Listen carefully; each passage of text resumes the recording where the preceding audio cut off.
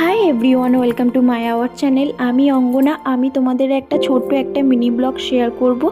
আজকের আমি একটা রেসিপি নিয়ে চলে এসেছি, সেটা হচ্ছে প্যানকেক।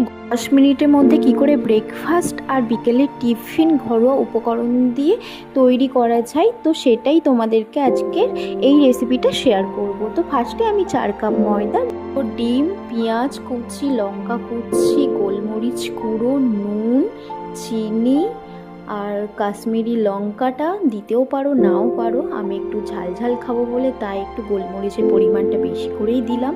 তারপর চিনি, তারপর চাট মশলা দেওয়ার পর ভালোভাবে একটু হালকা একটু সাদা তেল দিয়ে দেবে। তারপর ভালোভাবে মিশিয়ে নেবে, একটু ঝোলা ঝোলা টাইপসের একটু বাটারটাকে ভালো করে জল দিয়ে মেখে নেবে। তারপর গাইস দেখো বাটারটা ঠিক এই রকম হবে। তারপরে লালচে লালচে করে এপিট ওপিট ভালো করে ভেজে নেবে।